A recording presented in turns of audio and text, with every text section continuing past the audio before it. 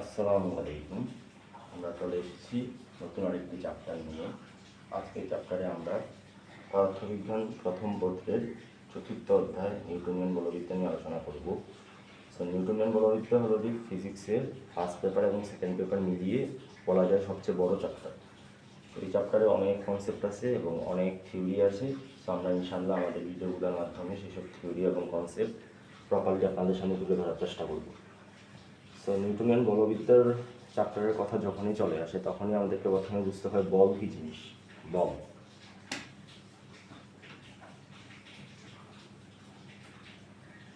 অর্থাৎ বলের প্রাথমিক ধারণাটা কি। আপনাকে যদি আমি ফিজিক্সের বল বাদ দিই, আমি যদি আপনাকে জিজ্ঞেস করি যে বল কী জিনিস, আপনি কি চিন্তা করবেন যে বল মানে কি?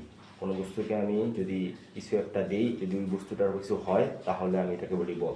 সাপোজ আপনি দাঁড়িয়ে আছেন, আমি আপনাকে ধাক্কা দিলাম, ধাক্কা দেওয়ার কারণে আপনি একটু সামনে অগ্রসর হয়েছেন। সো আপনি যে সামনে অগ্রসর হয়েছেন আমার ধাক্কা দেওয়ার কারণে, তাহলে আপনি কি বলবেন যে ধাক্কাটা হলো একটা বল। আবার সাপোজ সাইকেল আমি চালাচ্ছিলাম, হঠাৎ করে আমি সামনে একজন মানুষকে দেখলাম, দেখার কারণে আমি ব্রেক চেপে ধরলাম। সো ব্রেক চেপে ধরার কারণে সাইকেলের অবস্থার পরিবর্তন হয়ে সাইকেলটা এখন স্থির হয়ে গিয়েছে। সো সাইকেলটা যেহেতু এখন স্থির হয়ে গিয়েছে, সো আগে গতিশীল ছিল, পরবর্তীতে স্থির হয়েছে। তো এই অবস্থার পরিবর্তন কার কারণে হয়েছে আমরা ফিল করতে পারি যে বলের কারণে হয়েছে। সো বলের প্রাথমিক ধারণাটা কি? প্রাথমিক ধারণাটা হলো যে যা প্রয়োগে কোনো বস্তুর অবস্থার কোনো একটা পরিবর্তন হচ্ছে আমরা ফিল করতে পারি, ওটাই হলো বল। সো এটা হলো বলের একটা প্রাথমিক ধারণা। সো বল নিয়ে আমাদের নিউটন সাহেব অনেকগুলো সুন্দর সুন্দর সূত্র দিয়েছে। নিউটনের এই চ্যাপ্টারে নিউটনের অনেক সূত্র নিয়ে আলোচনা হবে বলেই এই চ্যাপ্টারের নাম নিউটনিয়ান বলবিদ্যা। সো নিউটনের প্রথম সূত্র সেটা হলো যে নিউটনের প্রথম সূত্র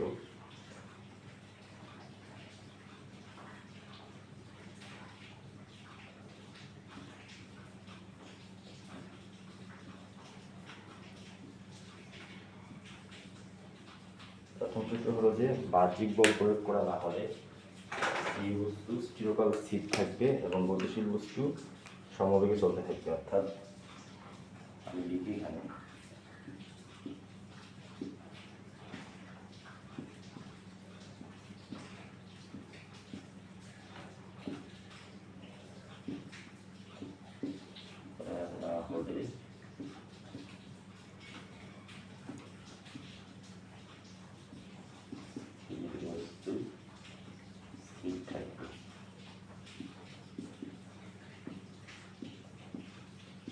গতিশীল বস্তু সমবেগে চলতে থাকবে।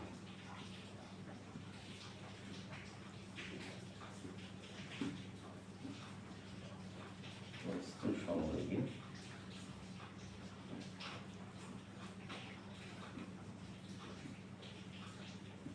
চলতে থাকবে। তো এখানে আমাদের মাঝে মধ্যে প্রশ্ন আসে যে বাহ্যিক বল যদি আমি প্রয়োগ না করি তাহলে স্থির বস্তু তো ঠিকই স্থির থাকে সবসময়, কিন্তু গতিশীল বস্তুকে যদি আমি বাহ্যিক বল প্রয়োগ না করি তাহলে তো গতিশীল বস্তু সমবেগে চলে না। গতিশীল বস্তু তো থেমে যায় হঠাৎ করে। সো থামেটা কেন, এটা হলো যে আমাদের প্রশ্ন। যে প্রথম অংশ তো ঠিক আছে বুঝলাম, কিন্তু দ্বিতীয় অংশটা ঘটে গেল। সেটাও কমন সেন্স। যদি আপনি রাস্তার মধ্যে কোনো গতিশীল বস্তু চালিয়ে দেন তাহলে রাস্তার সাথেও কিন্তু একটা ঘর্ষণ বোধ হয়। সো নিউটন যেই কথাটা বলছিল ওটাও বলছিল বিনা ঘর্ষণ বলের জন্য, মানে এরকম একটা অবস্থা থাকবে যেখানে কোনো ঘর্ষণ বল আপনার থাকবে না, যেখানে পাকাটা হবে ঘর্ষণহীন, বা যেই সারফেসের উপর দিয়ে বস্তুটা গতিশীল সেই সারফেসটা হবে ঘর্ষণহীন। কিন্তু যখন আমরা ঘর্ষণযুক্ত একটা সারফেসের উপর দিয়ে যাচ্ছি বা ঘর্ষণযুক্ত একটা সারফেসের উপর দিয়ে কোনো বস্তুকে আমরা গতিশীল করছি, তখন কিন্তু ঘর্ষণ বলটা বিপরীত দিকে একটা বল দিচ্ছে আমাদেরকে বা ওই বস্তুটাকে। যখন বলটা দিবে তখন আর সমবেগে চলতে পারছে না, তখন আস্তে আস্তে তার গতি হ্রাস পাবে এবং ক্রমান্বয়ে সে হলো যে স্থির হয়ে যাবে। সো নিউটনের কথাটা সত্য, যদি আপনি ঘর্ষণহীন কোনো তলের উপর কোনো বস্তুকে চালান, তো বাহ্যিক বল প্রয়োগ করা না হলে স্থির বস্তু স্থির থাকবে এবং গতিশীল বস্তু সমবেগে চলতে থাকবে। তো এই কথাটা সত্য যদি আপনার রাস্তায় কোনো ঘর্ষণ না থাকতো। আপনার রাস্তায় ঘর্ষণ আছে দেখে গতিশীল বস্তু সমবেগে আর চলতে পারে না, ওটা স্থির হয়ে যায়। আর যদি না থাকতো তবে নিউটনের কথা অবশ্যই সত্য হতো আর কি। তো এটা হলো তার প্রথম সূত্র। তো নিউটনের প্রথম সূত্র থেকে আমরা বেশ কিছু মজার মজার জিনিস পাই এখানে। সেগুলো হলো যে প্রথম একটা জিনিস হলো যে জড়তা। আমি এখানে লিখি জড়তা জিনিসটা, কালার ইউজ করি।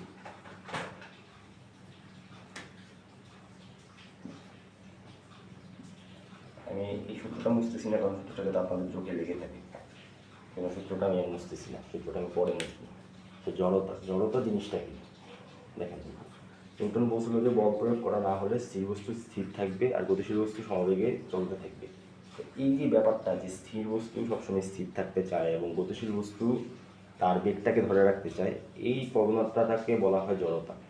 সো জড়তা বেসিক্যালি কী জিনিস? জড়তা হলো যে বস্তুর যে গতি অবস্থা বস্তু ধরে রাখতে চায়, বা বস্তুর যে গতি অবস্থা বস্তু সবসময় রাখতে চায়, তাকেই বস্তুটির জড়তা বলে। সো জড়তা দুই ধরনের, স্থিতি জড়তা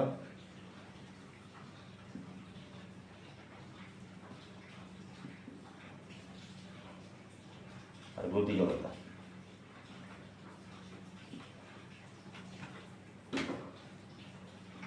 গতি জড়তা, স্থিতি জড়তা আর গতি জড়তা, এই দুটো জড়তা। স্থিতি জড়তা কি জিনিস? স্থিতি জড়তা হলো যে স্থির বস্তু স্থির থাকতে চাওয়ার প্রবণতা, আর গতি জড়তা হলো যে গতিশীল বস্তু তার গতি অবস্থা ধরে রাখার প্রবণতা, সেটা হলো জড়তা। জড়তার পাশাপাশি আমরা নিউটনের প্রথম সূত্র থেকে আরেকটা জিনিস পাই। এখন আমি সূত্রটা মুছে দিই, এগুলো আমি স্পেস পাবো না দেখার।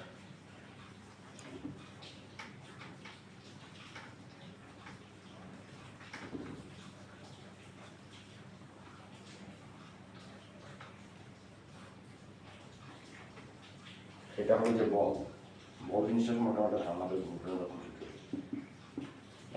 বলের যে ফিজিক্সের যে সূত্র, সেই যে সংজ্ঞাটা আছে, সেই সংজ্ঞাটা বাদ দিয়ে যদি আমি বলের সংজ্ঞামূলক একটা ধারণা আনতে চাই যে বলটা কীভাবে ফিল করা যায়, তাহলে দেখেন তো বল এরকম জিনিস না যেটা হলো যে যা প্রয়োগের ফলে কোনো বস্তুর গতি অবস্থার পরিবর্তন হয় তাকে বল বলে। যদি আমি নিউটনের প্রথম সূত্র থেকে বলের সংজ্ঞা আনতে চাই, কারণ দেখেন নিউটন বলেছিল যে কোনো বস্তুকে বল প্রয়োগ করা না হলে স্থির বস্তু স্থির থাকবে, গতিশীল বস্তু সমবেগে চলতে থাকবে, তাই না? সো নিউটনের প্রথম সূত্র অনুযায়ী যদি এইটা হয়, তাহলে বল কি জিনিস হবে? আমি যদি উল্টা করে বলি, বল হলো যে যা প্রয়োগের ফলে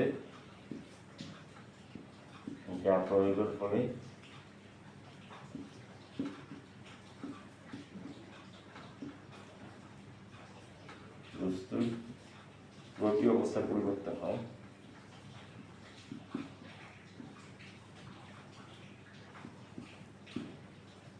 যা প্রয়োগের ফলে বস্তুর গতি অবস্থার পরিবর্তন হয় তাই হোক। তার মানে আমি উল্টা করে বলেছি। নিউটন বলেছিল যে বল প্রয়োগের ফলে বস্তু স্থির থাকলে সবসময়, বল প্রয়োগ না করা হলে স্থির বস্তু স্থির হবে আর গতিশীল বস্তু সমবেগে চলবে। তা আমি উল্টা করে বললে কি দাঁড়ায়, যে যা প্রয়োগের ফলে বস্তুর গতি অবস্থার পরিবর্তন হয় তাই বল। সেটা হলো যে নিউটনের প্রথম সূত্র থেকে আমরা এই ধারণাটা পাই যে বল কি জিনিস, বা বল জিনিসটা আমরা ফিল করতে পারি আর কি।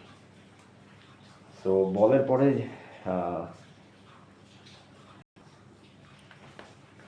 আমি এটা মুছে দিই। সো আরেকটা জিনিস ইম্পর্টেন্ট, সেটা হলো যে নিউটনের সূত্র নিয়ে যখন আমরা আলোচনা করতেছি, সূত্রগুলো নিয়ে আলোচনা করতেছি, তখন আরেকটা জিনিস ইম্পর্টেন্ট হলো যে সেটা হলো যে প্রসঙ্গ কাঠামো বোঝা।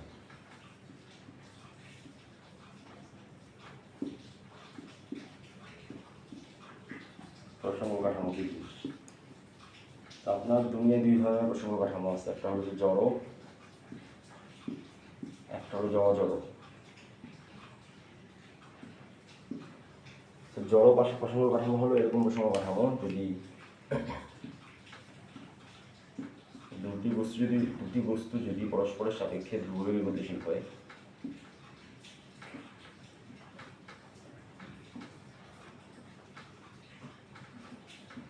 পরস্পরের সাপেক্ষে ধ্রুববেগে গতিশীল,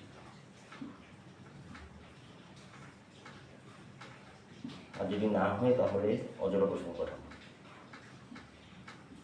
বেসিক্যালি কি হচ্ছে, দুটা বস্তু যদি পরস্পরের সাপেক্ষে ধ্রুববেগে গতিশীল হয়, অর্থাৎ ধ্রুববেগে যদি চলতে থাকে দুটা বস্তু একজন আরেকজনের সাপেক্ষে, তাহলে তাকে বলা হয় জড় প্রসঙ্গ কাঠামো।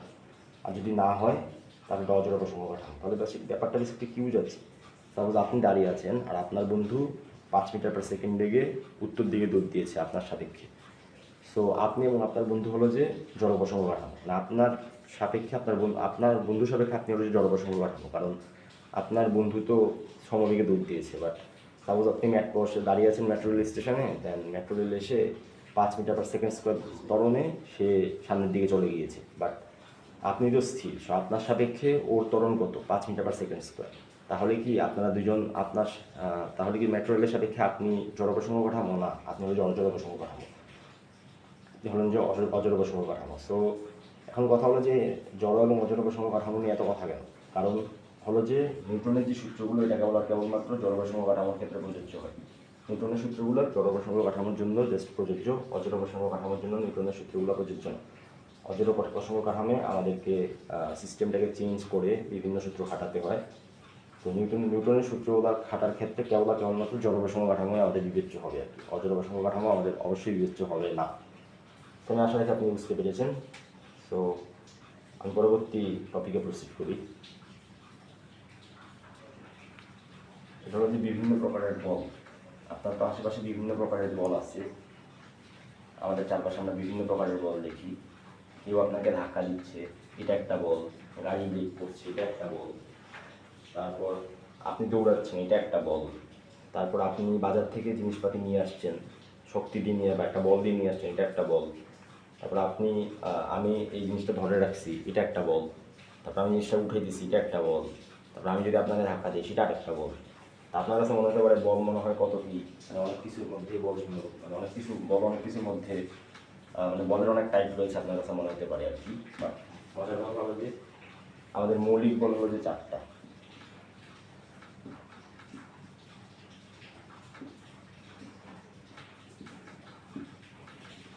মৌলিক বল যে বল 4টা। প্রথমটা হলো যে মহাকর্ষ বল,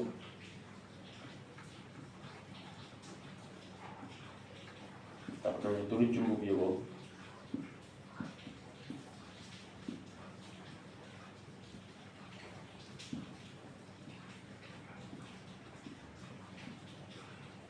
তারপরে সবল নিউক্লিয় বল,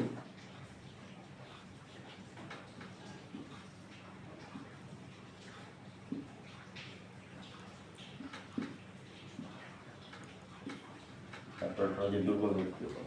আমি একটু মার্কারটা চেঞ্জ করব, লিখতে সুবিধা হবে তাহলে।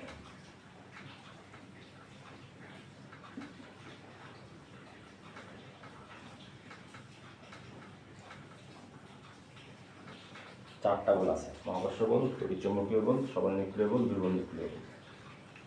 তো এগুলো আপনার এমসিকিউর জন্য হলো ইম্পর্টেন্ট। এমসিকিউতে এগুলো থেকে অনেক প্রশ্ন আসে। সো আপনার এই 4টা বলের মধ্যে আমি জাস্ট একটা কি পয়েন্ট লিখে দিই, যেগুলো এমসিকিউতে আসা অনেক বেশি ডিফারেন্ট কালি দিয়ে লিখে দিই। সবল নিউক্লিয় বলের ক্ষেত্রে ও হলো যে সবচেয়ে দুর্বল বল, সবচেয়ে দুর্বল। 2 নম্বর,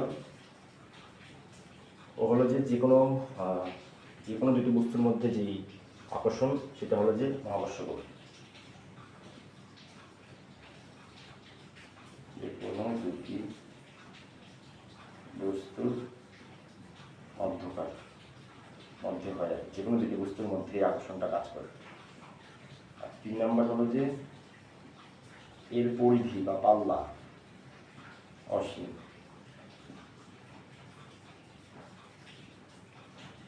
তো ব্যাপারটা কি, এটা সবচেয়ে দুর্বল বল, এটি যে কোনো দুইটা বস্তুর মধ্যে কাজ করে। সাপোজ আমি আছি আর আপনি আছেন আমার সামনে, তো আমাদের দুজনের মধ্যে যে আকর্ষণ বল, সেটা হলো যে মহাকর্ষ বল। আমি আছি আর বোর্ডটা আছে, বোর্ড আর আমার মধ্যে যে আকর্ষণ বল, এটা হলো যে মহাকর্ষ বল। আর যদি এরকম হয় একটা বস্তু পৃথিবী এবং আরেকটা বস্তু অন্য যে কোনো বস্তু, তাহলে সেটাকে বলা হয় অভিকর্ষ বল। তখন মহাকর্ষ হয় যে অভিকর্ষ, আর মহাকর্ষ হয় যে অভিকর্ষ বা মাধ্যাকর্ষণ বলে ইত্যাদি, অভিকর্ষ বল। তো অভিকর্ষ এখানকার ফ্যাক্ট না, মানে অভিকর্ষ তো মহাকর্ষের একটা টাইপ। তো অভিকর্ষ আলাদা কোনো মৌলিক বল না। তো এখানে যেগুলো বলা হয়েছে সেগুলো হচ্ছে মূল পয়েন্ট, যে সবচেয়ে দুর্বল বল। 4টা বলের মধ্যে সবচেয়ে দুর্বল বল হলো ও। আপনি ফিল করতে পারবেন কেন দুর্বল।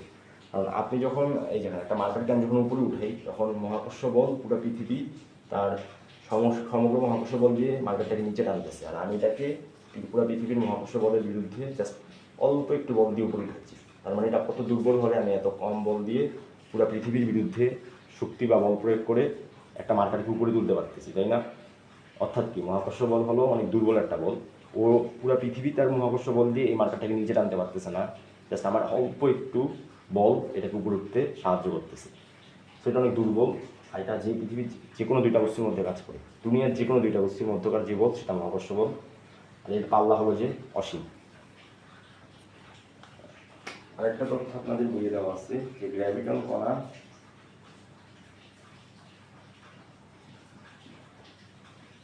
বিনিময়ের মাধ্যমে এই বলটি হয়ে থাকে। গ্র্যাভিটন কণা বিনিময়, এটা এমসিকিউর জন্য ইম্পর্টেন্ট আর কি, এমসিকিউতে এগুলো আসে। তো গ্র্যাভিটন কণা বিনিময়ের মাধ্যমে এই বলটা কাজ করে থাকে। তো আমি তড়িৎ চুম্বকীয় বলের ক্ষেত্রে লিখি। তড়িৎ চুম্বকীয় বলের ক্ষেত্রে মানে মজার মজার অনেকগুলো পয়েন্ট আছে। আরেকটা জিনিস হলো যে মহাকর্ষ বলের ক্ষেত্রে সেটা বলে রাখি, সেটা হলো যে ওর যে তীব্রতা আপেক্ষিক তীব্রতা যেটা, ওটা হলো যে 1। আপেক্ষিক তীব্রতা 1। যে তড়িৎ চুম্বকীয় বলের ক্ষেত্রে যাই এখন, সো আপেক্ষিক তীব্রতা লিখতে পারি।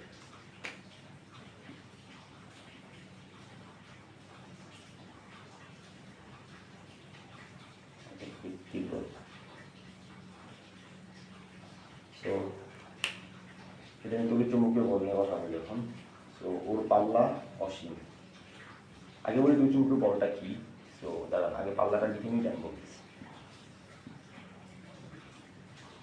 পাল্লা অসীম।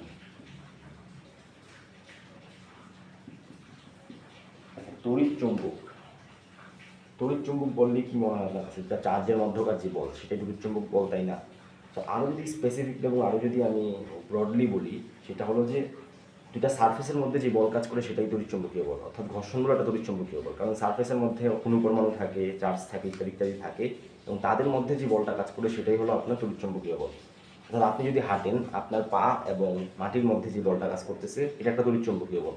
অর্থাৎ দুইটা সহজ কথা, দুইটা সারফেসের মধ্যে বা দুইটা তলের মধ্যে বা দুইটা পৃষ্ঠের মধ্যে যে বলটা কাজ করে সেটাই তড়িৎ চুম্বকীয় বল।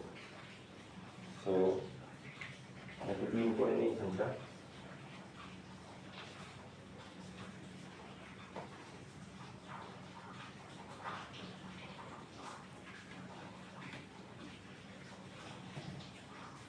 আবার এখানে পাল্লা অসীম পাল্লা।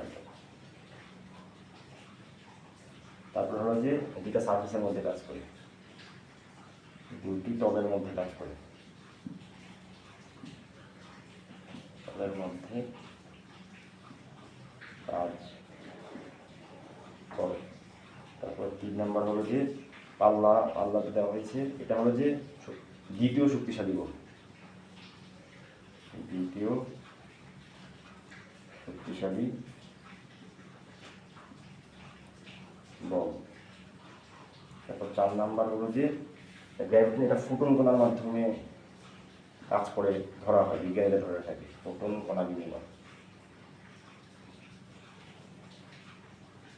তারা ভাবতেছে বিজ্ঞানীরা যে এই ফোটন কণার মাধ্যমে এই বলটা কাজ করে থাকে। আর 5 নাম্বার হলো যে এটা পাল্লা, এটার যে তীব্রতা হলো যে 10⁻39 থেকে 10⁻40। সেই পয়েন্টগুলো মাথায় রাখবেন, এই পয়েন্টগুলো এমসিকিউর জন্য ইম্পর্টেন্ট, সেই পয়েন্টগুলো মাথায় রাখবেন। তো আমি এখানে একটু ডিভাইড করে দিই।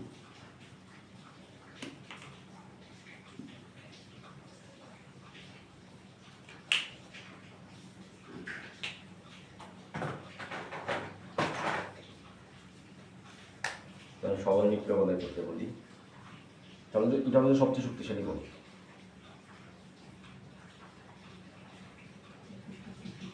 সবচেয়ে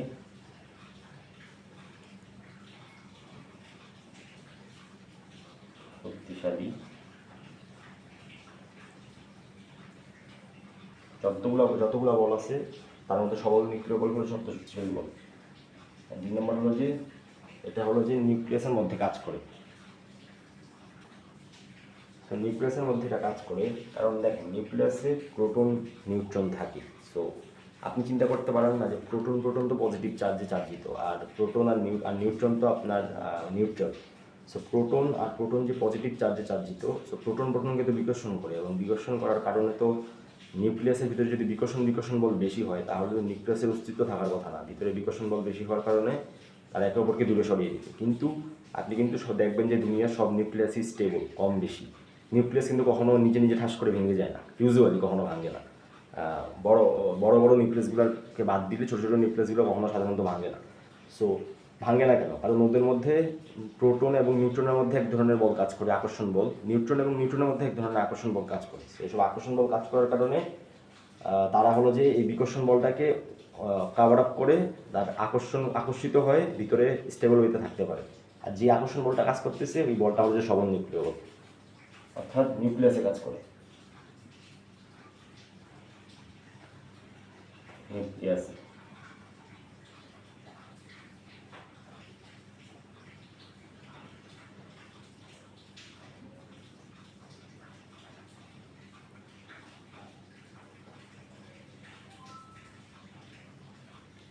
3 নম্বর পয়েন্ট হলো যে এটা সবচেয়ে শক্তিশালী বল, আর সবচেয়ে হলো পাল্লা 10⁻41 থেকে 10⁻42। আচ্ছা না, পাল্লা 10⁻−50। দুঃখিত। দেখেন নিউক্লিয়াস কিন্তু অনেক ছোট, আমরা কিন্তু নিউক্লিয়াস দেখতে পাই না হালি চোখে। অর্থাৎ কি এই বলটা অনেক অল্প জায়গা জুড়ে কাজ করে, অর্থাৎ এটার পাল্লা অনেক কম, 10⁻−15। সেটা মাথায় রাখবেন, 10⁻−15। আর হলো যে এটা হলো যে তীব্রতা, যেটা এটার তীব্রতা হলো 10⁻41 থেকে 10⁻42 হয়ে থাকে তীব্রতা। তো তীব্রতা অনেক বেশি, কারণ এই বলটা যেহেতু শক্তিশালী সেহেতু এর তীব্রতা অনেক বেশি আর কি। আর হলো যে মেসন কোণা বিনিময়ের কারণে এই বলটা কাজ করে থাকে, মেসন কোণা বিনিময়। দুর্বল নিউক্লিয় বল নিয়ে লেখার জায়গা এখানে নাই, সো আমি একটু উপরে দেখি আর একটু বুঝে নিই।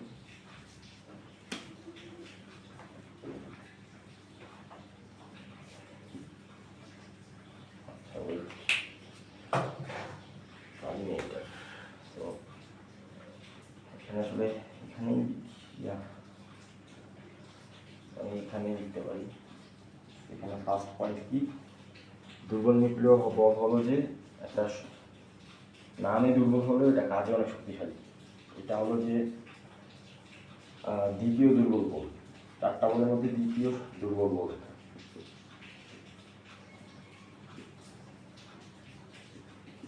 দ্বিতীয় দুর্বল বল বলতে কি বোঝাচ্ছি? দ্বিতীয় দুর্বল বল বলতে বোঝাচ্ছি যে মহাকর্ষ বল সবচেয়ে দুর্বল, এরপর সবচেয়ে দুর্বল হলো যে দুর্বল নিউক্লিয় বল। এটা কাজ করে তেজস্ক্রিয় নিউক্লিয়াসের মধ্যে। দেখেন তেজস্ক্রিয় নিউক্লিয়াসে মূলত কি হয়, তেজস্ক্রিয় নিউক্লিয়াস থেকে আমরা যেরকম পারমাণবিক বোমায় দেখছি, হিরোশিমা নাগাসাকিতে যখন পারমাণবিক বোমা ফেলা হয়েছে তখন ধ্বংসযজ্ঞ হয়েছিল, সেখানে বেসিক্যালি কী হয়েছে, এখানে বেসিক্যালি দুর্বল নিউক্লিয় বল কাজ করছে, এবং দুর্বল নিউক্লিয় বল কাজ করার কারণে নিউক্লিয়াস ভেঙে যায়, ভেঙে গিয়ে বিটা নির্গত হয়, বিটা নির্গত হয়। 3 নম্বর যেটা, সেটা হলো যে পাল্লা। এই পাল্লা আরও ক্ষুদ্র, এই পাল্লা হচ্ছে 10⁻−16 মিটার। মাথায় রাখবেন এই পাল্লা সবচেয়ে ছোট, সবচেয়ে কম পাল্লা বিশিষ্ট এটা, 10⁻−16। 4 নম্বর হলো যে এটা বোসন কণার মাধ্যমে কাজ করে, কণা বিনিময়ের মাধ্যমে কাজ করে। 5 নম্বর হলো যে তীব্রতা আবার যেহেতু এটা সেকেন্ড দুর্বল বল সেহেতু তীব্রতাও হবে কম, স্বাভাবিক। কিন্তু তীব্রতা কিন্তু কম হলে অনেক বেশি, 10⁻30। এটা হলো যে তীব্রতা, আপেক্ষিক তীব্রতা। তো দেখেন এখানে মহাকর্ষ বলের আপেক্ষিক তীব্রতা 1, তারপর হলো যে তড়িৎচুম্বকীয় বলের আপেক্ষিক তীব্রতা 10⁻39 থেকে 40, সবল নিউক্লিয় বলের 10⁻41 থেকে 42। কিন্তু এটা সেকেন্ড দুর্বল বল হলেও এটা তীব্রতা 10⁻30, মানে অনেক বেশি আর কি, কম্পেয়ার টু মহাকর্ষ বল আর কি। মহাকর্ষ বলের জাস্ট 1, এটা 10⁻30, মানে অনেক বেশি। আশা রাখি বুঝতে পারছেন। তো আজকের লেকচারটা এই পর্যন্তই থাক, ইনশাল্লাহ পরবর্তী লেকচারে আমি আরও জিনিসপাতি নিয়ে বিস্তারিত কথা বলবো। তো দেখা হবে পরবর্তী লেকচারে। আসসালামু আলাইকুম।